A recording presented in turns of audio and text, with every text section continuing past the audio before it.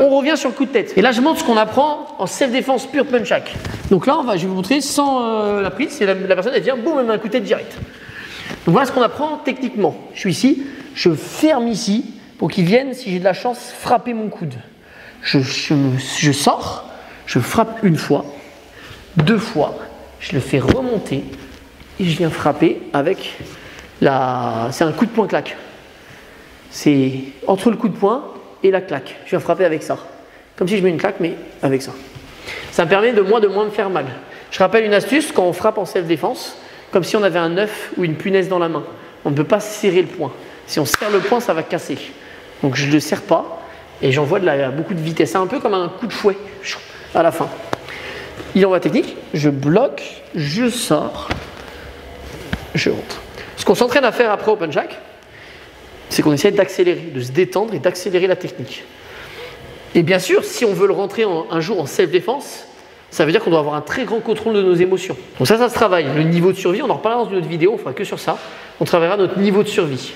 Bon, moi, je vous montrerai des trucs un peu sympas pour travailler le niveau de survie. Il envoie, boum, boum, et voilà. Donc là, oui, ça paraît, bah ouais, le gars, il bouge pas, il se défend pas. Oui, mais on est en train d'apprendre. On fait de la pédagogie. On est en train d'apprendre à donner des coups. Ensuite, si on veut, il peut mettre des protections et on peut se mettre en situation. Mais même en situation, ça ne va pas changer grand-chose.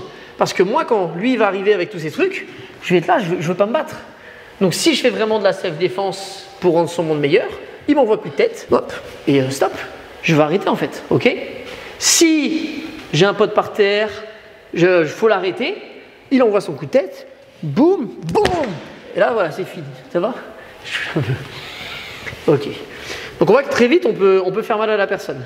Alors oui, après, on dit il peut lever les bras, il peut bouger. Bon bah ok, il envoie son coup de tête. Boum, il lève les bras après avoir donné le coup de tête. Je fais ça, il lève les bras. Du coup, ça rate. Mon coup, il est bloqué. Mais c'est pas grave. Comme mon réflexe, c'est d'aller en bas, il ne peut pas tout défendre en fait.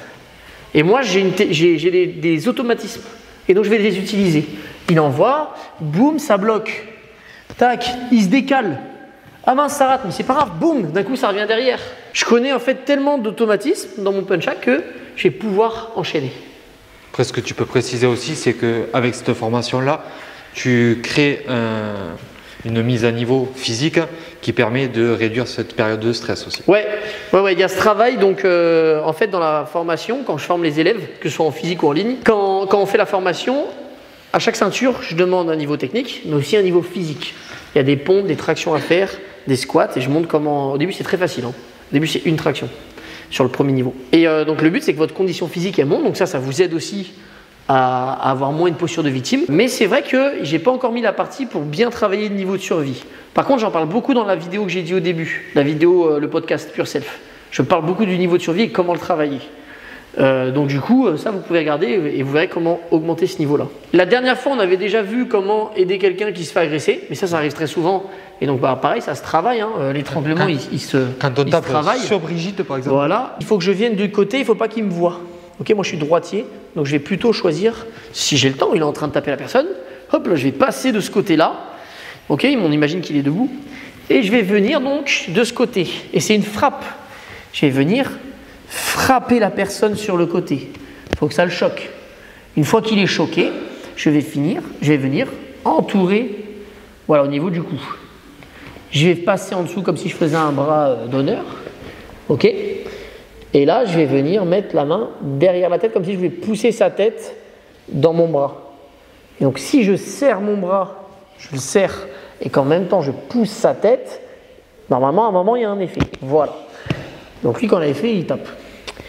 Et pour renforcer ça, je vais appuyer. Et après, ça va être une histoire de timing et de force. C'est pour ça qu'il faut faire un peu de muscu, c'est important. Parce que si lui, il est très très fort et qu'il a un coup de bœuf, ça passera pas. Ok, alors même s'il met son menton à l'intérieur, pas d'inquiétude, imaginons il bloque comme ça avec son menton, bah, ça va être un peu pire pour lui en fait. Ok, donc ça c'est pas grave si vous savez bien faire la technique. Vous êtes là et là vous serrez le plus fort possible. Voilà, le plus fort possible juste avant que la personne, bah, vous sentez qu'elle se détend. Au moment où elle est détendue, vous relâchez.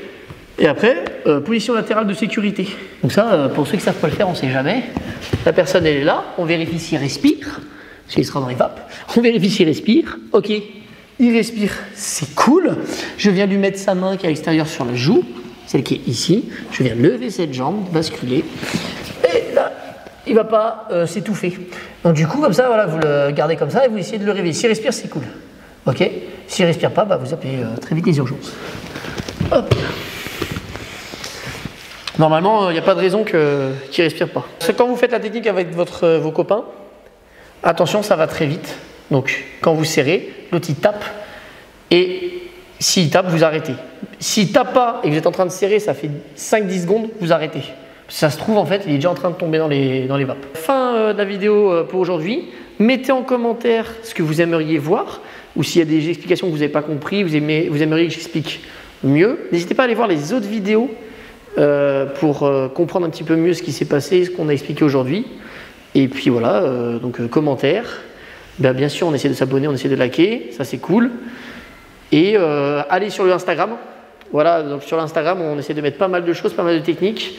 Le Instagram, c'est AFR, donc comme Académie Franck Roper, Montpellier. Voilà, bah merci. Merci à Seb. Merci Nico. Et puis bon, on se dit à la semaine prochaine.